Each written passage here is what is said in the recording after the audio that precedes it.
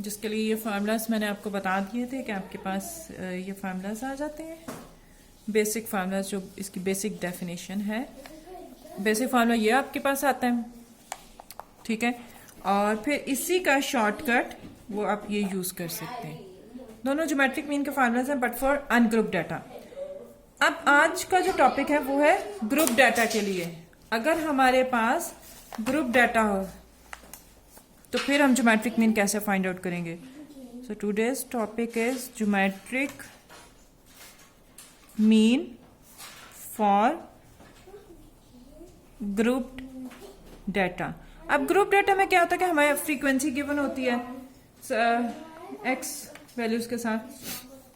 जैसे let's suppose मैं यहाँ पे फॉर एग्जांपल लिखती हूँ, ये मेरे पास एक्स और एफ क्लास मार्क्स और frequency. First x1 class mark के अगेंस्ट f1 फ्रीक्वेंसी, x2 के against f2 frequency, then xn के अगेंस्ट fn फ्रीक्वेंसी। ये हमारे पास दिया हुआ है और यहाँ पर ये समेशन f आ जाता है जो कि n के इक्वल भी होता है, ये आ जाएगा। अब इसका ज्योमेट्रिक मीन कैसे फाइंड आउट करेंगे। अब बेसिकली जो ज्योमेट्रिक मीन की डेफिनेशन है वो तो यही है, product of all the values. Geometric mean के लिए जी नोटेशन, प्रोडक्ट ऑफ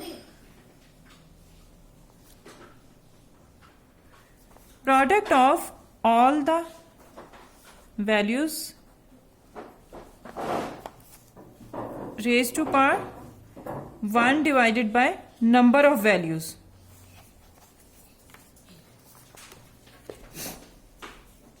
ये आपके पास इसकी डेफिनेशन है। अब जब आपके पास ग्रुप डाटा है तो भी हमें इन सब का प्रोडक्ट ही लेना है। अब जो पहला क्लास मार्क है x1 वो हमारे पास f1 टाइम अपीयर हो रहा है डाटा में, और जब आपने किसी भी वैल्यू के प्रोडक्ट करना है f1 time, as an example मैं जैसे यहाँ पे लिखती हूँ, अगर मैं कर रही हूँ 2 multiplied by 2 multiplied by 2 multiplied by 2, ये 4 टाइम मैंने 2 लिया था और उसको मैं मल्टीप्लाई कर रही हूँ। तो एक तो मेरे पास ये है कि मैं इस तरह कर दूं। सेकेंडली अगर मैं ये लिखूं 2 रेज टू पावर 4, आंसर क्या आएगा। पहले इस तरह हम आंसर लिखते हैं, 2 into 2 4, 4 into 2 8, 8 into 2 16 and 2 raise to power 4 directly वो भी 16। सो हम इट मीन्स कि ये इसको इस तरह से लिख सकते हैं। अब यही बात हम यहाँ करते हैं कि जो फर्स्ट क्लास मार्क है x1 अगर वो f1 टाइम मल्टीप्लाई हो रहा है x1 into x1 into x1, ये मेरे पास f1 टाइम मल्टीप्लाई हो रहा है f1 टाइम्स, तो मैं इसे लिख सकती हूँ x1 raise to power f1। Second class mark x2 ये मल्टीप्लाई हो रहा है मेरे पास f2 टाइम्स, तो इसे मैं लिख सकती हूँ x2 raise to power f2। फिर मेरे पास जो xn है वो मल्टीप्लाई हो रहा है fn times, xn into xn ये मल्टीप्लाई हो रहा है मेरे पास fn टाइम्स, तो मैं इसे लिख सकती हूँ xn raise to power fn।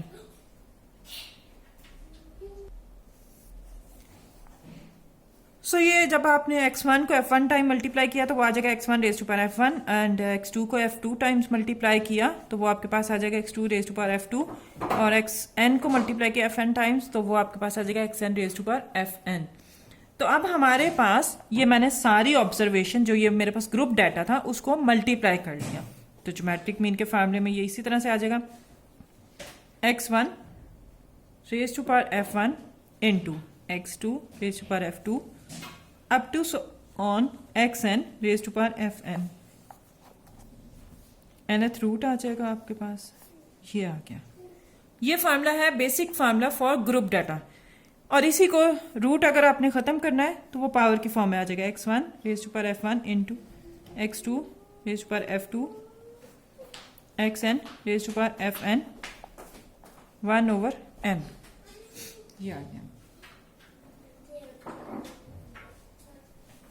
सो यहां पर अब आपके पास अगर मैंने लॉग, ये बेसिक फार्मूला था, शॉर्टकट फार्मूला बनाना है तो शॉर्टकट के लिए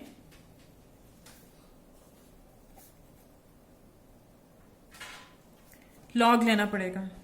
जब मैं लॉग लूंगी तो वो किस तरह से आ जाएगा आपके पास, taking log on both sides, log ji.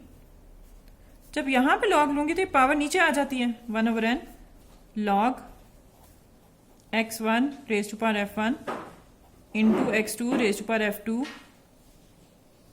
xn raise to power fn। ये आ गया।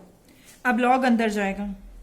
जब लॉग अंदर जाता है तो ये आ जाएगा log x1 raise to power f1 plus का मल्टीप्लाई का साइन प्लस में चेंज हो जाएगा, log x2 raise to power f2 plus on plus log xn raise to power fn।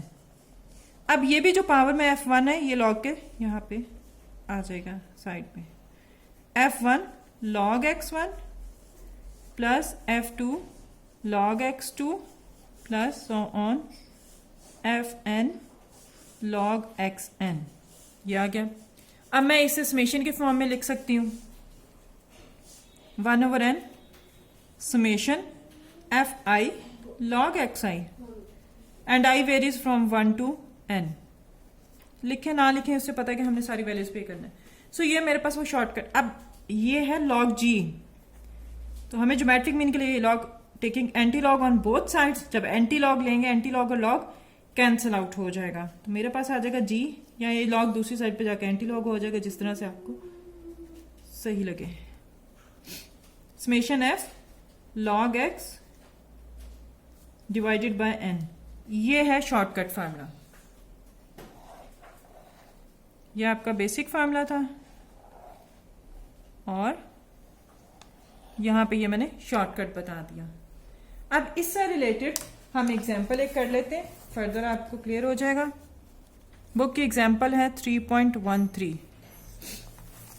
Data देख लेते हैं।